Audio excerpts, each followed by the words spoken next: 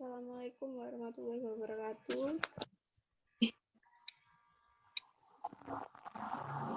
Di sini kami dari kelompok 5 ingin mempresentasikan hasil dari tugas kelompok kami kemarin. Karena kami bertiga kemarin berhalangan hadir, jadi kami buat video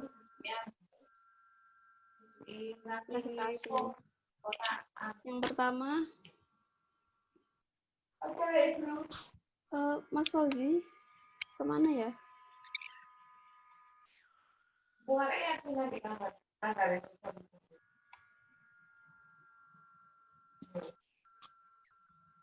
Aduh.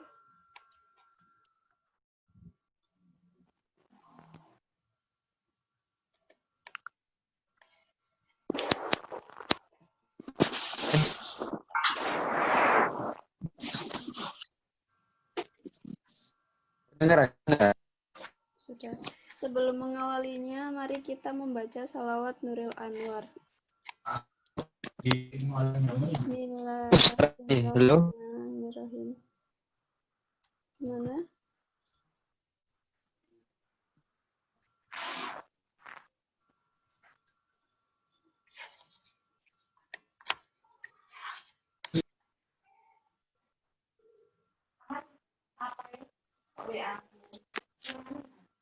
Mungkin sambil menunggu Mas Fauzi, kita mulai dulu ya Mbak Marlinda untuk salawat Nuril Anwar.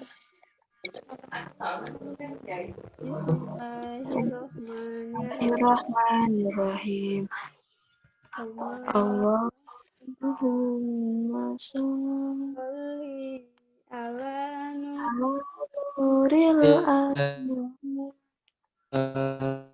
wasiril asrar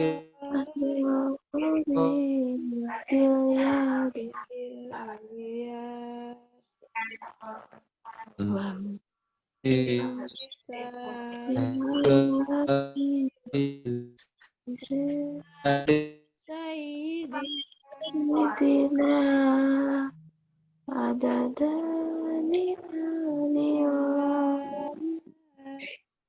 wa iftoli adadani amillah wa iftoli. Kemudian membaca doa awal perkuliahan. Al-Fatihah. Bismillahirrahmanirrahim. Alhamdulillahirabbil alamin. Ar-Rahmanirrahim. Maliki yaumiddin. Iyyaka na'budu wa iyyaka nasta'in. Ihdinas shiratal mustaqim. Shiratal ladzina an'amta 'alaihim ghairil maghdubi 'alaihim. Allahumma sholli ala sayyidina Muhammad wa ala ali Muhammad. Walhamdulillahi rabbil alamin. Allahumma akhrijna min dhulumatil wahmi wa akrimna binuril fahmi waftah lana abwabal ilmi wa zainna bil ahsani rabbi zidni ilman nafi'a wa rizqan wasi'a halalan thayyiban mubarakan waj'alna min ibadihas sholihin rahmatika ya arhamar rahimin. Sallallahu ala sayyidina Muhammad walhamdulillahi rabbil alamin. Di sini kelompok kita akan menjelaskan tentang kajian kebijakan publik. Perkenalkan, nama saya Wahyu Febriana, NPM 21901091007. Perkenalkan, nama saya Marlinda Devitasari,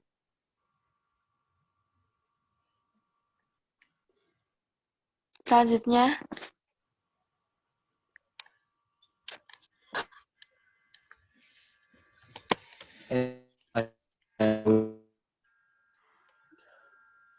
Maaf, suaranya putus-putus. oh ya, NPM saya 219010910224.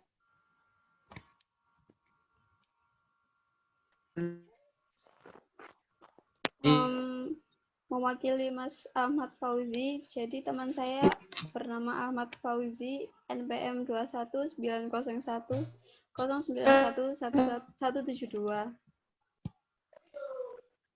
Silakan dijelaskan untuk Mbak Marlinda Devita. Oh iya. Jadi yang pertama ada pengertian kebijakan publik. Nah, kata kebijakan ini tuh diterjemahkan dari bahasa Inggris, yaitu policy. Istilah kebijakan atau polisi digunakan untuk menunjukkan perilaku seorang aktor, misalnya seperti seorang pejabat, terus suatu kelompok maupun suatu lembaga pemerintah, atau sejumlah aktor dalam suatu bidang kegiatan tertentu. Nah, dalam arti yang luas, polisi ini mempunyai dua aspek pokok. Yang pertama adalah polisi merupakan praktika sosial. Ia bukan event yang tunggal atau terisolir. Dengan demikian, sesuatu yang dihasilkan pemerintah berasal dari segala kejadian dalam masyarakat.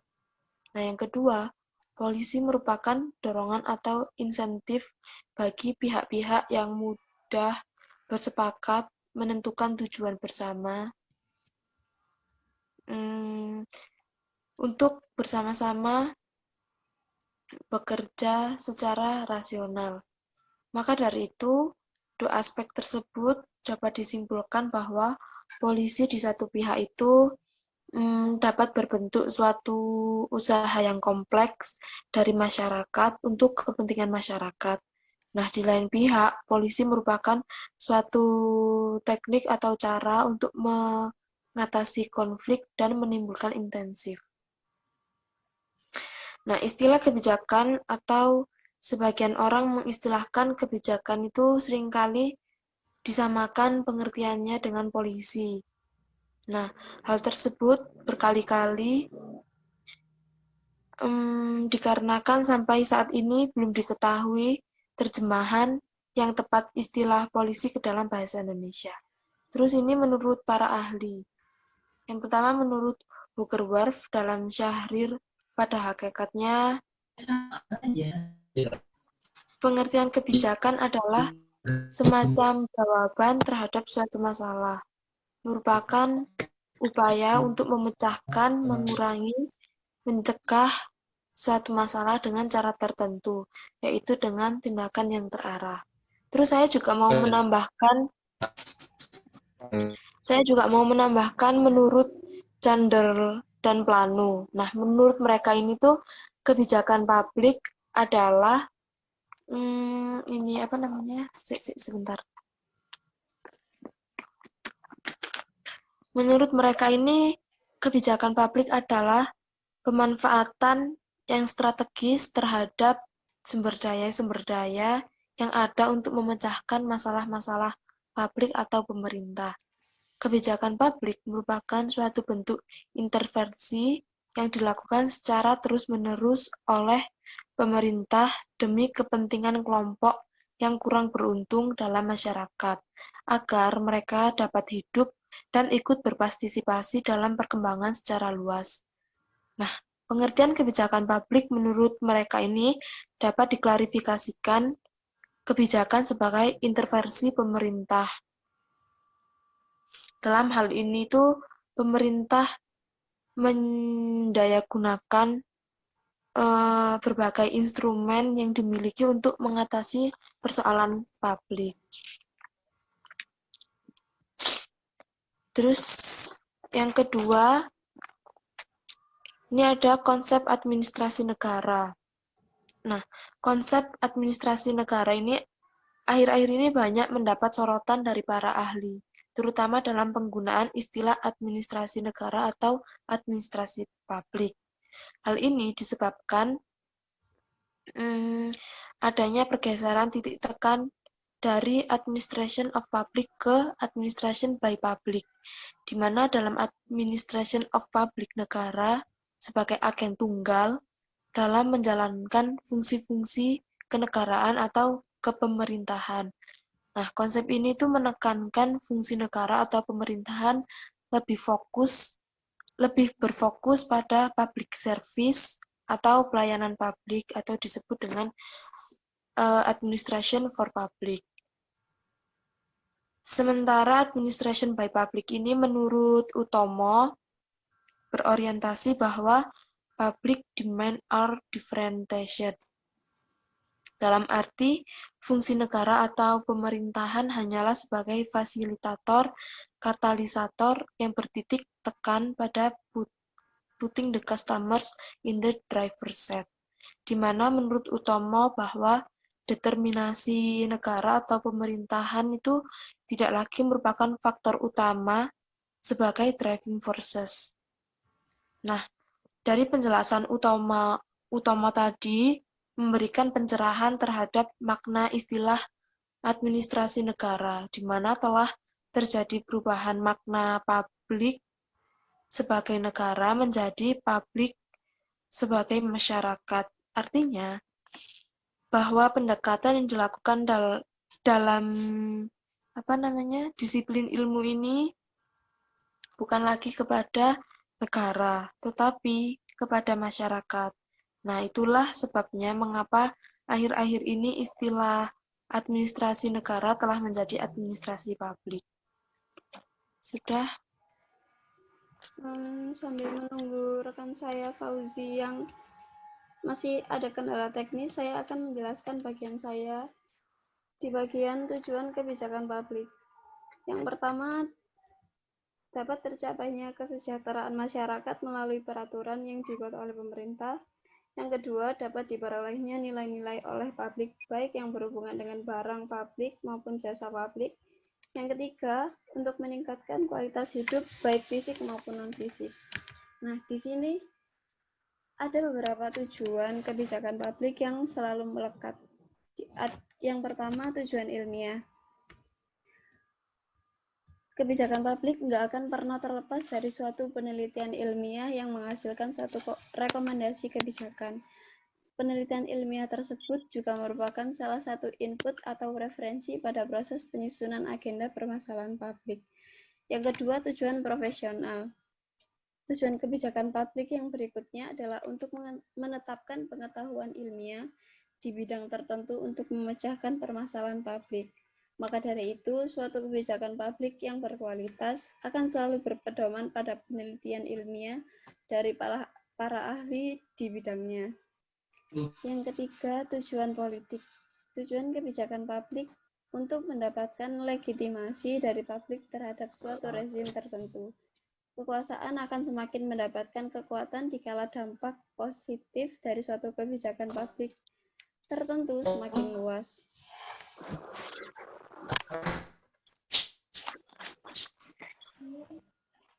Sebentar.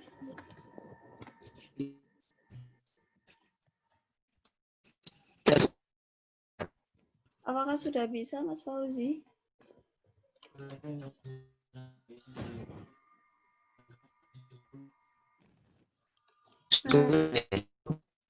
Karena masih belum jelas, saya akan melanjutkan di bagian saya lagi. Ada tahapan-tahapan pembentukan kebijakan publik. Yang pertama, tahapan pertama, agenda setting atau penyusunan agenda. Tahapan ini merupakan sesuatu hal yang penting untuk dilakukan oleh seorang administrator publik. Di dalam agenda setting ini, berbagai masalah yang dikategorikan ke dalam permasalahan publik akan dibahas secara lebih lanjut. Pembahasan tersebut dapat berupa rancangan prioritas masalah publik hingga sumber daya yang dimiliki suatu negara untuk menuntaskan masalah tersebut. Yang kedua, formulasi kebijakan publik. Setelah mendapatkan suatu masalah yang menjadi prioritas, Langkah selanjutnya itu menentukan suatu pemecahan masalah yang terbaik. Nah, ketika memecahkan masalah, kemudian diwujudkan melalui adanya suatu kebijakan publik itu sendiri. Yang ketiga, adopsi kebijakan publik. Nah, proses ini tuh bertujuan untuk mengesahkan satu pemecahan masalah menjadi suatu kebijakan publik yang harus dijalankan pemerintahan bersama para pemangku kepentingan. Yang ketiga, evaluasi kebijakan publik. Langkah terakhir ini untuk menjalankan tujuan kebijakan publik, yaitu evaluasi. Melalui evaluasi kebijakan publik ini, pemerintah bersama pemangku kepentingan dapat memperoleh output sekaligus input yang berupa rekomendasi kebijakan selanjutnya. Kemudian, ciri-ciri kebijakan publik. Merupakan suatu kebijakan pemerintah yang bertujuan menciptakan kesejahteraan masyarakat. Terdapat 5 tahapan dalam proses terjadinya kebijakan publik. Yang pertama, identifikasi masalah.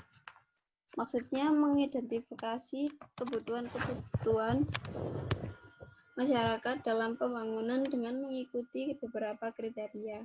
Kemudian, formulasi. Maksudnya usulan kebijakan yang mencakup faktor-faktor strategi alternatif yang bersifat umum dan analisis dampak lingkungan. Yang ketiga, adopsi.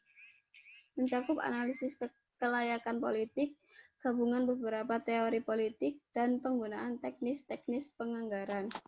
Selanjutnya, aplikasi, yaitu pelaksanaan program yang mencakup bentuk-bentuk organisasi, model penjadwalan, penjabaran keputusan-keputusan, penetapan harga, dan skenario pelaksanaan. Yang terakhir yaitu evaluasi. Maksudnya mencakup penggunaan metode-metode eksperimental, sistem informasi, auditing, dan evaluasi mendadak.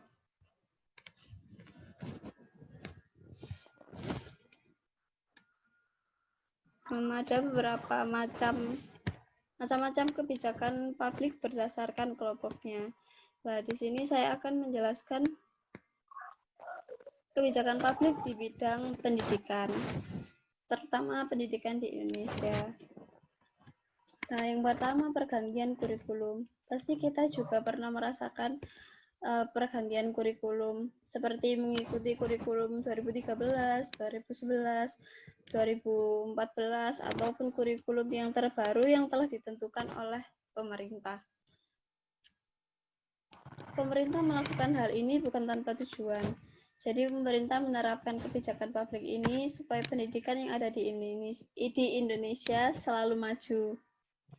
Pemerintah juga bahkan mengatur kebijakan pendidikan ini berdasarkan Undang-Undang Dasar Republik Indonesia Nomor 20 Tahun 2003 mengenai sistem pendidikan Indonesia yang diarahkan satu-satunya adalah melakukan pembaharuan kurikulum berupa diversifikasi kurikulum untuk melayani keberagaman peserta didik, dan penyusunan ini dilakukan secara nasional. Jadi seluruh Indonesia yang membahasnya. Sebentar.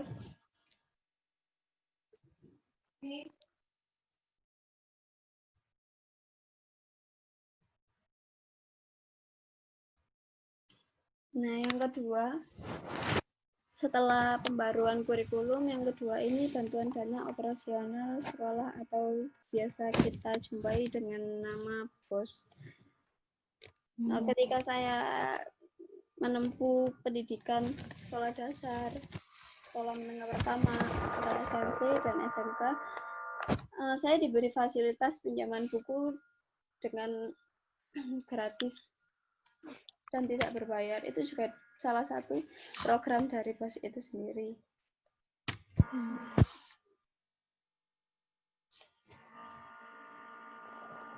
Gimana Mas Fauzi, masih belum bisa tak itu?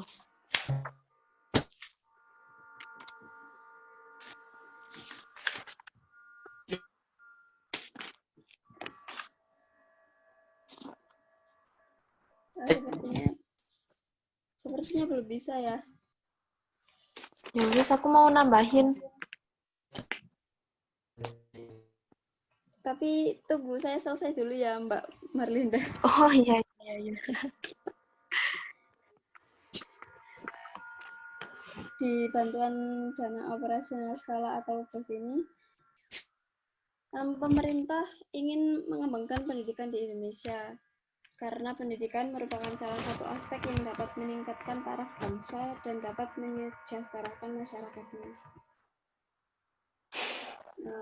Sehingga membuat kebijakan publik di bidang pendidikan atau dana BOS ini itu salah satu wujud kebijakan yang berguna untuk membangun sekolah menjadi lebih baik demi kenyamanan para siswa.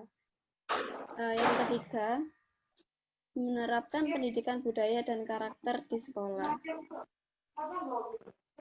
Jadi, pemerintah membuat kebijakan publik berupa menerapkan pendidikan budaya dan karakter di sekolah dengan maksud dan tujuan supaya kebijakan publik yang satu ini dapat mencapai tujuan, yaitu generasi penerus bangsa mendapatkan pengetahuan mengenai budaya Indonesia yang baik dan juga pendidikan karakter yang dapat memengaruhi dan merubah moral anak bangsa menjadi lebih baik. Yang keempat, menerapkan muatan lokal dan juga keterampilan sebagai mata pelajaran. Muatan lokal sendiri itu maksudnya kegiatan ekstrakurikuler di luar mata kuliah biasa seperti bahasa Indonesia, matematika, IPA, dan yang lain-lain. Nah, fungsinya pembelajaran ini tuh berfungsi untuk mengembangkan kompetensi dan itu disesuaikan dengan ciri khas daerah masing-masing. Dan materinya itu tidak dapat dikelompokkan pada mata pelajaran yang ada.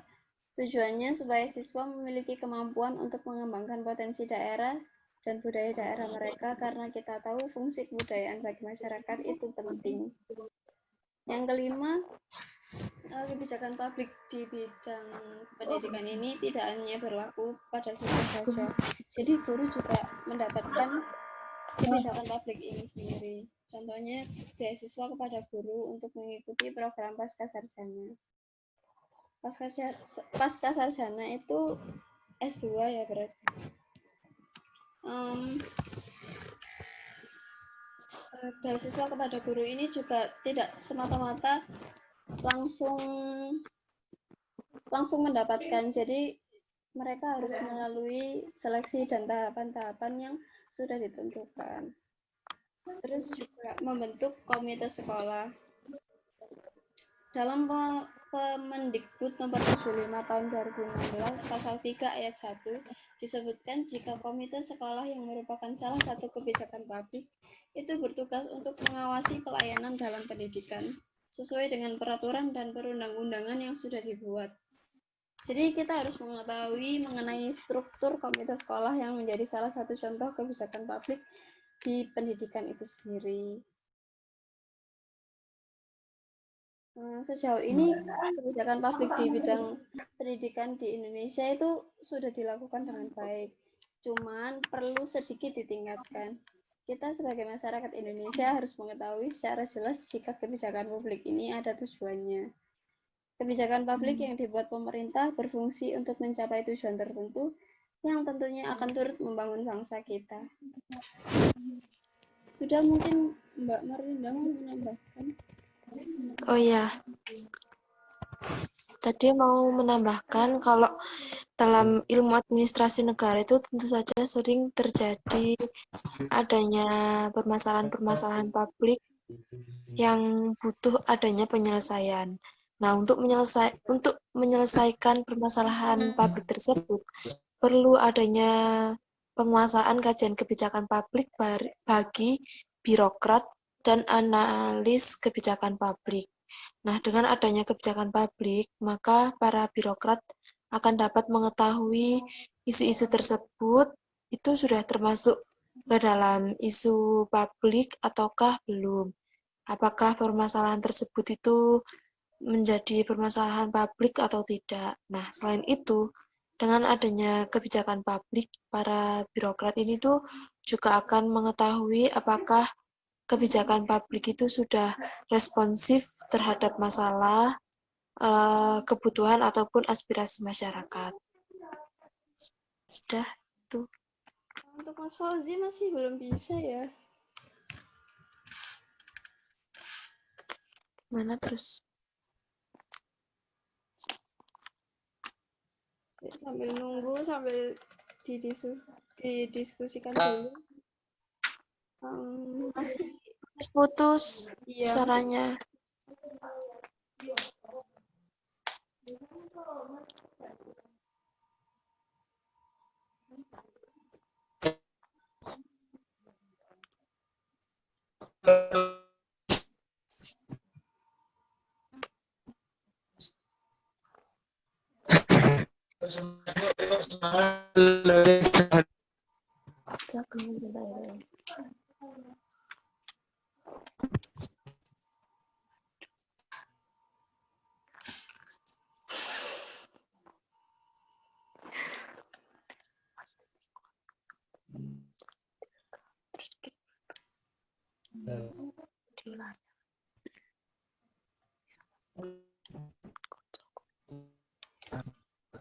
Jadi kita ada opsi lain karena suaranya Mas Fauzi nggak kedengaran. Jadi video ini tetap berjalan, tapi nanti saya akan memasukkan rekaman suara dari Mas Fauzi. Mungkin Oh iya, boleh. gambar Mas Fauzi bisa ditampilkan sambil ngerekam.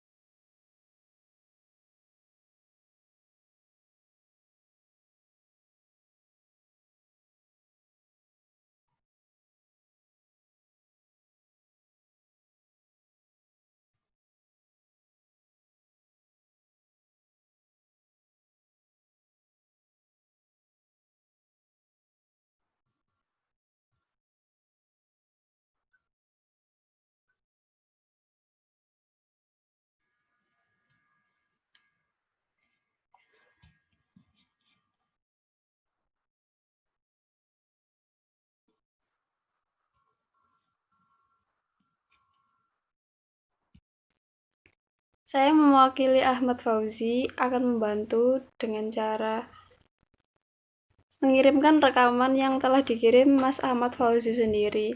Karena waktu deadline pengumpulan video juga sangat mepet. Saya mewakili Ahmad Fauzi akan membantu dengan cara mengirimkan rekaman yang telah dikirim Mas Ahmad Fauzi sendiri. karena waktu deadline pengumpulan video juga sangat mepet. Di sini saya akan menyinggung sedikit tentang perkembangan paradigma administrasi negara. Sebenarnya karena ini merupakan pembahasan tentang teori manajemen publik dalam kaitannya tentang kebijakan publik, maka perkembangan paradigma administrasi negara saya hanya menyinggung sedikit. Pada prinsipnya ini ilmu pengetahuan. Ini ilmu pengetahuan yang pada prinsipnya bersifat nisbi, dapat berubah ataupun berkembang kapan dan di mana saja. Jadi perubahan inilah yang kemudian disebut paradigma. Dalam teori manajemen publik yang kaitannya tentang kebijakan publik, maka perlu kiranya kita bersama-sama mengetahui tentang tahap-tahap dalam perumusan kebijakan publik. Jadi dalam tahap perumusan kebijakan publik itu ada 4 tahap. Tahap yang pertama adalah perumusan masalah atau defining problem. Maksud dari perumusan masalah ialah mengenali dan merumuskan masalah merupakan langkah yang paling fundamental dalam perumusan kebijakan. Karena sebelum kita merumuskan suatu kebijakan, tentu kita harus tahu dulu permasalahan apa yang sedang dialami oleh masyarakat. Sehingga kemudian masalah-masalah publik itu setelah dikenali dan definisikan, kita dapat merumuskan dan melaksanakan kepada tahapan yang kedua, yaitu adalah agenda kebijakan. Kenapa kemudian ada agenda kebijakan? Karena tidak semua masalah publik akan masuk ke dalam agenda kebijakan. Masalah-masalah yang ada tersebut akan saling berkompetensi antara satu dengan yang lain. Kemudian hanya masalah-masalah tertentu yang pada akhirnya akan masuk ke dalam agenda kebijakan. Seperti halnya kemarin ketika RUU PKS itu dikeluarkan dari prolegnas gitu. Itu salah satu contohnya. Kemudian tahap yang ketiga ialah pemilihan alternatif kebijakan untuk memecahkan masalah. Setelah masalah-masalah publik definisikan dengan baik, kemudian perumusan kebijakan sepakat untuk masukkan masalah tersebut ke dalam agenda kebijakan, maka langkah selanjutnya adalah membuat pemecahan masalah. Di sini para perumus kebijakan akan berhadapan dengan alternatif pilihan kebijakan yang dapat diambil untuk memecahkan masalah tersebut.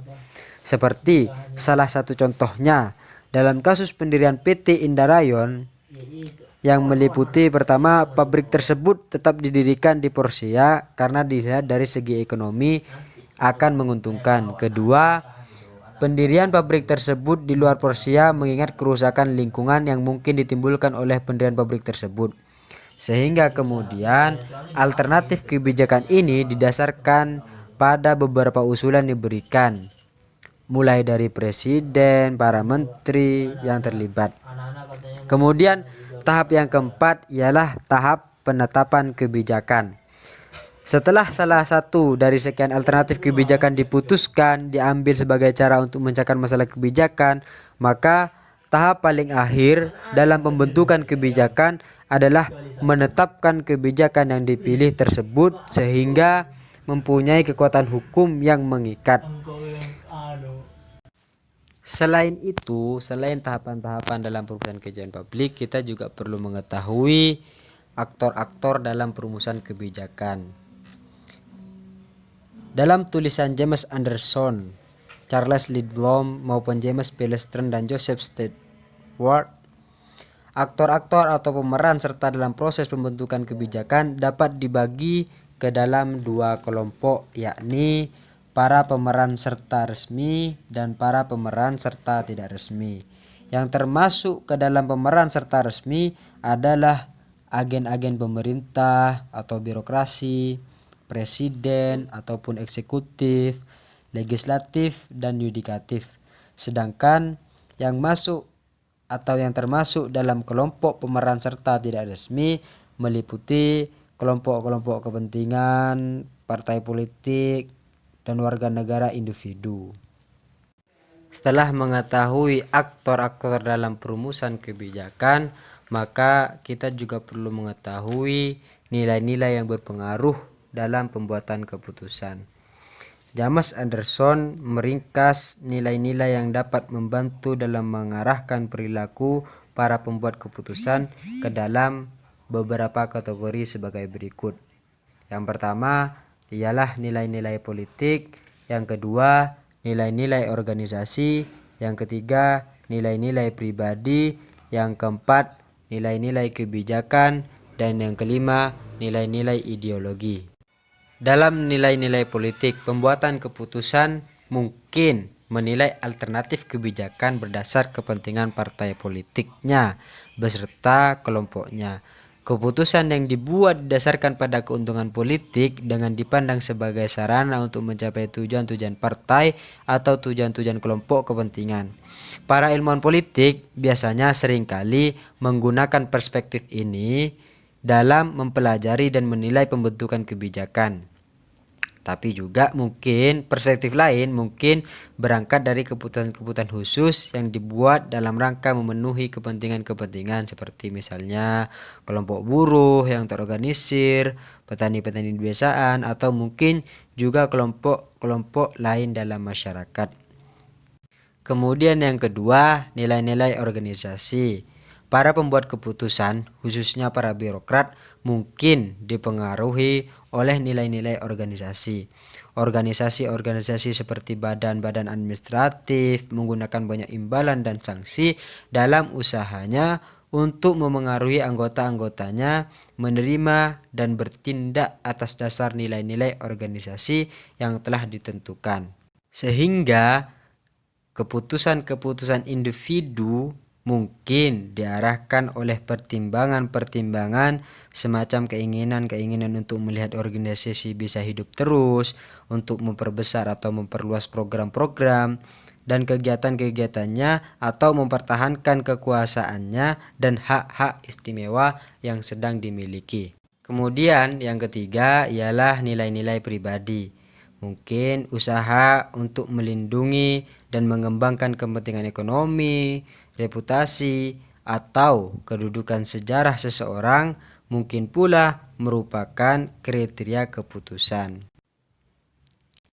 Seorang politisi yang menerima suap untuk membuat suatu keputusan tertentu seperti pemberian lisensi atau kontrak menjadi salah satu contoh konkret bagaimana nilai-nilai pribadi berpengaruh dalam pembuatan keputusan. Selain tiga nilai tersebut, ada nilai yang keempat, yaitu nilai-nilai kebijakan. Para pembuat keputusan politik tidak hanya dipengaruhi oleh perhitungan-perhitungan keuntungan, organisasi, atau pribadi. Namun, para pembuat keputusan mungkin bertindak dengan baik atas dasar persepsi mereka tentang kepentingan masyarakat atau kepercayaan-kepercayaan mengenai apa yang merupakan kebijakan publik secara moral benar dan pantas. Seorang anggota lembaga legislatif memberikan suara mendukung undang-undang hak-hak sipil karena ia berpikir bahwa tindakannya secara moral benar dan bahwa ini juga merupakan kesetaraan dan tujuan yang diinginkan dari kebijakan publik, sekalipun kadang ia menyadari bahwa dukungannya tersebut itu mungkin mempunyai risiko politik. Kemudian yang terakhir ialah nilai-nilai ideologi. Ideologi merupakan seperangkat nilai-nilai dan kepercayaan yang berhubungan secara logis yang memberikan gambaran dunia yang disederhanakan dan merupakan pedoman bagi rakyat untuk melakukan tindakan. Sebagaimana di Indonesia, ideologi yang kita miliki adalah Pancasila, maka dalam pembuatan keputusan Pancasila juga diperhitungkan, nilai-nilai dalam Pancasila juga diperhitungkan, sehingga kemudian keputusan yang dikeluarkan atau kebijakan yang dikeluarkan itu tidak melenceng dari nilai-nilai yang ada di dalam Pancasila. Saat kebijakan atau keputusan tersebut telah disahkan atau telah diputuskan, maka dalam pengimplementasiannya kita perlu dan sangat penting yaitu melakukan komunikasi. Secara umum, Edward membahas 3 hal penting dalam proses komunikasi kebijakan, yakni transmisi, kejelasan, dan konsistensi. Menurut Edward, Persyaratan pertama bagi implementasi kebijakan yang efektif adalah bahwa mereka yang melaksanakan keputusan harus mengetahui apa yang harus mereka lakukan. Keputusan-keputusan kebijakan dan perintah-perintah harus diteruskan pada personil yang tepat sebelum keputusan-keputusan dan perintah-perintah itu dapat diikuti. Tentu saja komunikasi harus akurat dan harus dimengerti dengan cermat oleh para pelaksana. Membahas 3 hal penting tadi yang menurut Edward dalam komunikasi kebijakan, yang pertama adalah transmisi. Faktor pertama yang berpengaruh terhadap komunikasi kebijakan adalah transmisi. Sebelum pejabat dapat mengimplementasikan suatu keputusan, ia harus menyadari bahwa suatu keputusan telah dibuat dan suatu perintah untuk pelaksanaannya telah dikeluarkan. Hal ini tidak selalu merupakan proses yang langsung sebagaimana nampaknya. Kadang banyak sekali ditemukan keputusan-keputusan tersebut diabaikan, atau jika tidak demikian seringkali terjadi kesalahpahaman terhadap keputusan-keputusan yang dikeluarkan. Ada beberapa hambatan yang timbul dalam mentransmisikan perintah-perintah implementasi.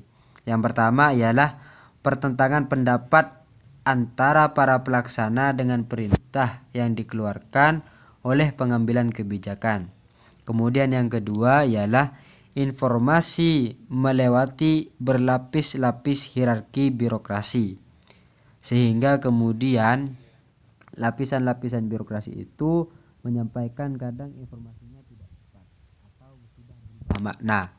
Kemudian yang ketiga, pada akhirnya penangkapan komunikasi mungkin dihambat oleh persepsi yang selektif dan ketidakmauan para pelaksana untuk mengetahui persyaratan-persyaratan suatu kebijakan. Kemudian, proses komunikasi kebijakan yang kedua ialah kejelasan. Faktor kedua yang dikemukakan Edward adalah kejelasan. Jika kebijakan-kebijakan diimplementasikan sebagaimana yang diinginkan, maka petunjuk-petunjuk pelaksanaan tidak hanya harus diterima oleh para pelaksana kebijakan, tetapi juga komunikasi kebijakan tersebut harus jelas. Seringkali instruksi-instruksi yang diteruskan kepada pelaksana-pelaksana itu tidak jelas atau kabur dan tidak menetapkan kapan dan bagaimana suatu program dilaksanakan. Ketidakjelasan pesan komunikasi inilah disampaikan berkenaan dengan implementasi kebijakan akan mendorong terjadinya interpretasi yang salah, bahkan mungkin bertentangan dengan makna pesan di awal. Edward mengidentifikasi 6 faktor yang mendorong terjadinya ketidakjelasan komunikasi kebijakan. Yang pertama, kompleksitas kebijakan publik. Yang kedua, keinginan untuk tidak mengganggu kelompok-kelompok masyarakat. Yang ketiga, kurangnya konsensus mengenai tujuan-tujuan kebijakan. Yang keempat, masalah-masalah dalam memulai suatu kebijakan baru. Yang kelima, menghindari pertanggungjawaban kebijakan. Dan yang terakhir, sifat pembentukan kebijakan pengadilan. Kemudian, faktor ketiga yang berpengaruh terhadap komunikasi kebijakan adalah konsistensi. Jika implementasi kebijakan ingin berlangsung efektif, maka perintah-perintah pelaksanaan harus konsisten dan jelas. Walaupun perintah-perintah yang disampaikan kepada pelaksana kebijakan mempunyai unsur kejelasan, tetapi bila perintah tersebut bertentangan, maka perintah tersebut tidak akan memudahkan para pelaksana kebijakan melaksanakan atau menjalankan tugasnya dengan baik. Di sisi lain, perintah-perintah implementasi kebijakan yang tidak konsisten akan mendorong para pelaksana mengambil tindakan yang sangat longgar dalam mendefinisikan dan mengimplementasikan kebijakan. Bila hal ini terjadi, maka akan berakibat pada ketidakefektifan implementasi kebijakan karena tindakan yang sangat longgar besar kemungkinan tidak dapat digunakan untuk melaksanakan tujuan-tujuan kebijakan. Maka memperhatikan 3 hal tersebut dalam komunikasi kebijakan menjadi penting, sebab komunikasi kebijakan yang tidak baik, meskipun kebijakannya baik, akan menjadikan hal yang buruk. Sehingga kemudian dalam teori manajemen publik dalam kajian kebijakan publik, kita perlu mengetahui dan perlu memahami secara konkret tentang komunikasi kebijakan yang menurut Edward ada 3, yaitu transmisi, konsistensi, dan kejelasan.